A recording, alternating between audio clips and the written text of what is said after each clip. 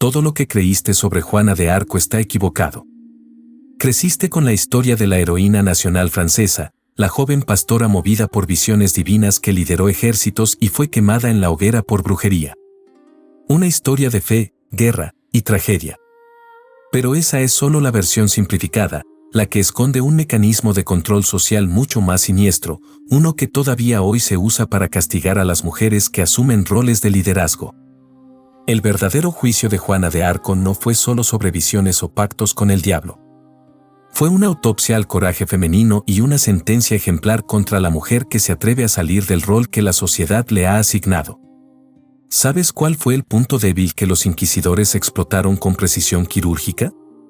No fue su fe, que ella defendió con brillantez. Fue algo tan simple y a la vez tan profundamente simbólico que fue la razón determinante de su condena, su ropa masculina. Imagina una mujer, en el banquillo, no siendo juzgada por sus pecados, sino por el símbolo que llevaba puesto.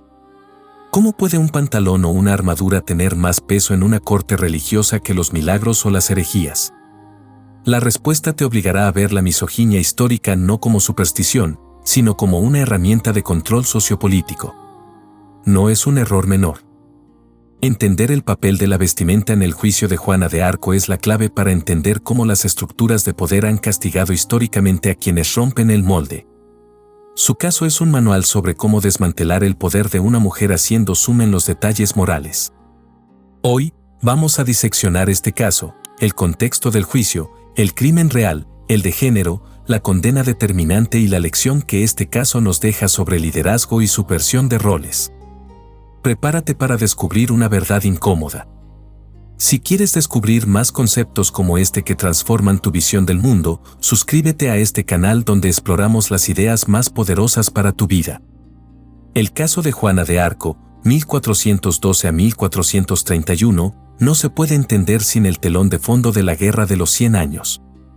Ella era la heroína nacional, la doncella de Orleans, que había liderado al ejército francés a la liberación del dominio inglés.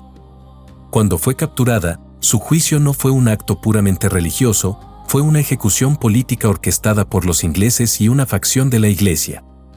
El objetivo no era salvar su alma, sino desacreditar al rey francés Carlos VII, demostrando que su unción había sido obra de una hereje y bruja. La historia de Juana de Arco nos obliga a confrontar el concepto de historia en términos masculinos. La historia, a pesar de ser una palabra femenina, ha privilegiado sistemáticamente a los hombres, reyes, papas, caballeros. Juana era una campesina, del pueblo, que irrumpió en esta narrativa. No solo se atrevió a liderar a los hombres, sino que lo hizo basándose en una autoridad que trascendía la terrenal, la divina. Esto fue una doble subversión. El crimen silencioso de Juana no era la brujería, sino la ruptura de la orden natural de las cosas. Imagina la tensión. La sociedad medieval era una estructura rígida, donde al hombre se le reservaba la espada, fuerza, virilidad, campo de batalla, y a la mujer la rueca, trabajo doméstico, pasividad, vida privada. La principal virtud de la mujer era la obediencia y la sumisión, dentro y fuera del matrimonio. Juana de Arco no solo desafió la autoridad inglesa, sino que desafió el sistema entero al usurpar el rol masculino. Fíjate en cómo funciona esto en la realidad. Los juristas y moralistas de la época, como el jurista francés del siglo XIII, se reservaban para el hombre, padre o marido, el derecho inobjetable, primordial, absoluto de castigar a la mujer como si fuera un niño o un esclavo. En este sistema de control absoluto, mundium en el derecho germánico, donde la mujer no tenía personalidad jurídica, que una mujer campesina asumiera el mando de un ejército era una aberración cósmica. Los inquisidores, por lo tanto, necesitaban una prueba que fuera a la vez moral, social y legal. Necesitaban demostrar que ella no era una santa, sino una transgresora del orden. Y encontraron la llave perfecta, su vestimenta. La ropa no era solo tela, era un manifiesto político. ¿Sabes lo que más me fascina de esto? El verdadero objetivo del juicio no era la heroína en sí, sino el mensaje aterrador que enviarían a otras mujeres que pensaran en tomar la espada. Fue un tiro por elevación al desafío femenino. En la próxima sección, Vamos a diseccionar por qué la ropa masculina se convirtió en el punto de ataque más efectivo para su condena. No te imaginas el peso que tenía una simple prenda en el discurso clerical. El equipo de la Inquisición, bajo el control del obispo Pierre Cauchon, no escatimó esfuerzos. El problema de la brujería era difícil de probar, ya que Juana se aferraba a la autoridad de sus voces divinas. Pero el uso de ropa masculina era tangible, visible y, lo más importante, estaba prohibido por la moral y, a menudo, por la ley. La estrategia de Juana al vestirse y armarse como hombre era clara, era un disfraz de guerra y una insignia de su autoridad. El acto de llevar la espada y el pantalón la colocaba en el universo simbólico del sexo viril.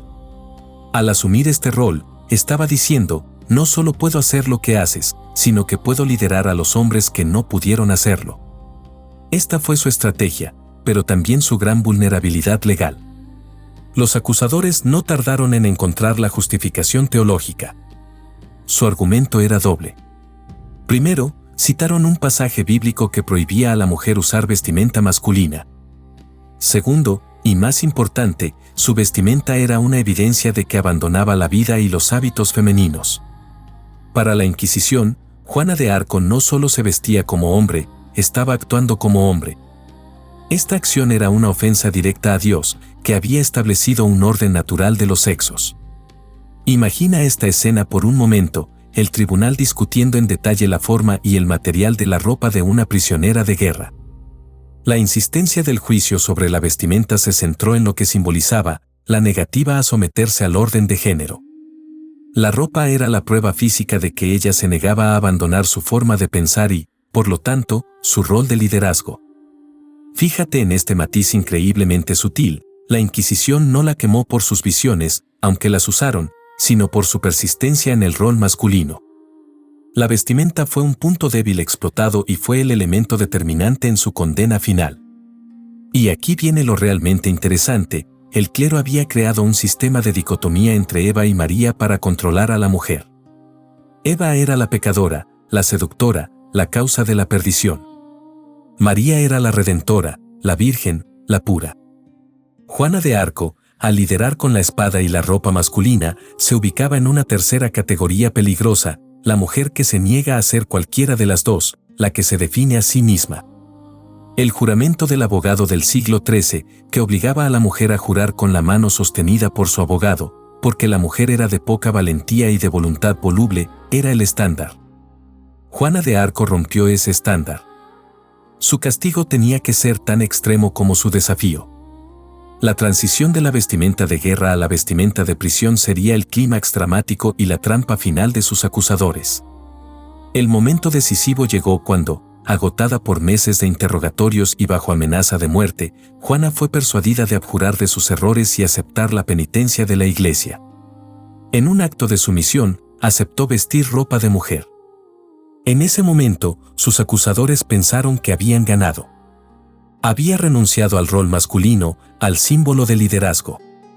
Sin embargo, el triunfo fue breve. Hay dos versiones sobre el por qué Juana reasumió la ropa de hombre en la prisión. Una versión sugiere que fue un acto de desesperación, ya que la ropa de mujer la exponía a abusos o agresiones por parte de los guardias. La otra, y la que tiene más peso simbólico, es que el acto de vestirse de nuevo como hombre era un acto de reincidencia de pensamiento. Al reasumir la ropa masculina, Juana de Arco estaba reafirmando su elección, no abandonar su modo de pensar y su papel de liderazgo. Para el tribunal inquisitorial, esta reincidencia era el argumento final que necesitaban. Ya no era una simple hereje, era una hereje incorregible. El crimen real fue su persistencia en el liderazgo que simbolizaba la vestimenta.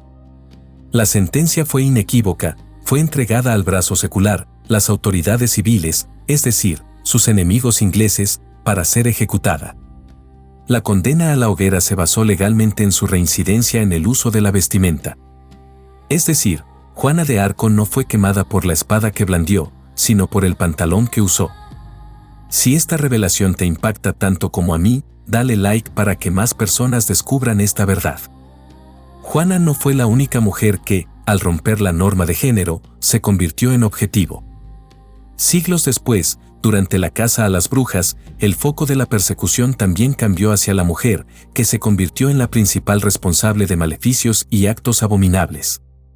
Al igual que Juana, la mujer era vista como la puerta del diablo, como dijo Tertuliano, y su cuerpo, una herramienta de perdición. El caso de Juana de Arco nos recuerda que el castigo por la subversión de roles suele ser desproporcionado. Los inquisidores entendieron que al condenar su vestimenta, estaban condenando el principio de que una mujer podía liderar a un ejército de hombres. En la próxima sección, vamos a analizar cómo esta lección se conecta con la lucha por la autonomía legal y económica de la mujer medieval. El trágico destino de Juana de Arco, condenada por el símbolo de autonomía, contrasta con las brechas de poder que otras mujeres medievales lograron encontrar dentro del sistema patriarcal. El libro nos revela que, aunque el hombre tenía la espada, el mundo público, y la mujer la rueca, el mundo privado, existían resquicios legales que permitían a algunas mujeres alcanzar la autonomía, la viudez y la riqueza. El concepto de mundium, el poder del jefe de familia sobre la mujer, era la regla de oro para la mayoría de las mujeres. La ley de los lombardos, por ejemplo, prohibía a cualquier mujer libre vivir de acuerdo a su propia voluntad, como Selpmundia, debiendo permanecer siempre bajo el poder de un hombre o del rey. La mujer no era dueña de sí misma. Pero la muerte del marido, o la ausencia de un hombre, abría una ventana de poder sorprendente. Las viudas emprendedoras o castellanas, damas señoras, eran mujeres que se veían legalmente obligadas a tomar las riendas, la administración de negocios, propiedades y el derecho feudal.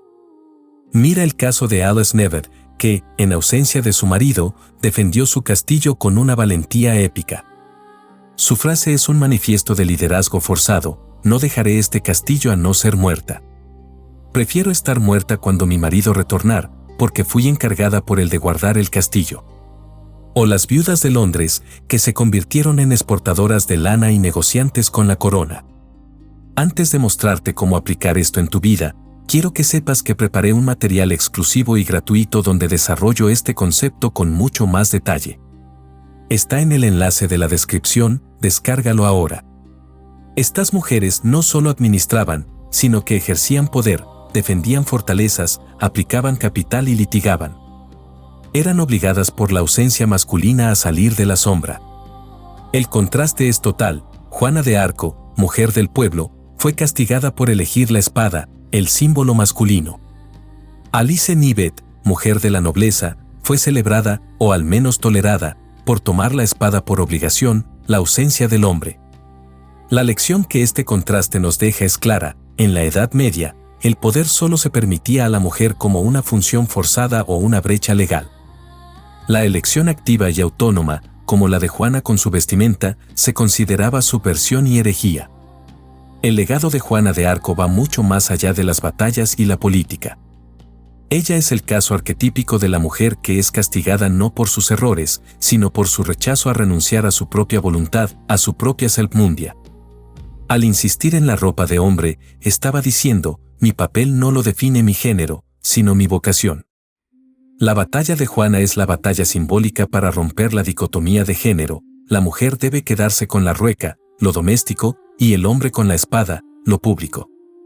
Ella demostró que la mujer podía tomar la espada, y por eso, su castigo tenía que ser tan ejemplar: la negación total de su humanidad en la hoguera. Mira el ejemplo de Cristina de Pisan, una viuda que usó la escritura como su espada. Ella transformó su saber en un oficio para sustentar a su familia. Cristina se convirtió en una de las primeras feministas literarias, defendiendo públicamente a las mujeres de la misoginia literaria, una lucha que es precursora de las querellas feministas actuales en redes sociales. Ella usó la pluma como Juana usó la espada, para subvertir el orden. El juicio de Juana de Arco nos enseña que el camino hacia el liderazgo femenino en un sistema patriarcal está lleno de trampas morales y legales. Su condena por la vestimenta es un recordatorio de que, a menudo, la crítica no se dirige a la incompetencia de una mujer, sino a la mera elección de su papel. Es el miedo a la mujer que se define a sí misma, que no necesita un hombre para legitimar su poder. Hoy, la ropa masculina no te lleva a la hoguera, pero el miedo a la mujer que lidera, que es asertiva, que usa su voz o que es financieramente independiente, sigue disfrazándose de críticas morales. El gran pecado de Juana no fue la brujería, sino el coraje de asumir un papel que la sociedad y la Iglesia le negaron. Su sacrificio reveló que la ley y la moral eran solo instrumentos para mantener el control masculino y la jerarquía social. La mujer medieval encontró su poder en las brechas, la viudez forzada, la escritura como oficio o la rebeldía de la herejía. Juana de Arco encontró su poder en una vocación que la llevó a tomar la espada y a pagar el precio máximo por ello. Ahora ves la historia de Juana de Arco de manera completamente diferente. Su trágica condena no fue principalmente por herejía, sino un castigo sociopolítico centrado en la subversión de género que representaba su ropa masculina. El verdadero error fatal no fue de ella, sino del sistema que no podía tolerar a una mujer que elegía el campo de batalla sobre la rueca. A partir de hoy, cuando enfrentes críticas o resistencia al ejercer un rol de liderazgo, recuerda la lección de Juana de Arco: no estás siendo juzgada por lo que haces mal, sino por el simple hecho de que estás fuera del rol asignado. Defiende tu castillo, tu vocación, hasta el final. El libro de la historia está lleno de mujeres que fueron castigadas por su coraje. Pero también está lleno de aquellas, como Juana, cuya valentía es una luz inextinguible. Que honra al sexo femenino /diagonal que Dios tanto ama. Suscríbete para el próximo video, donde exploraremos la asombrosa historia de las viudas que se convirtieron en las boss ladies de la economía medieval. Nos vemos allí.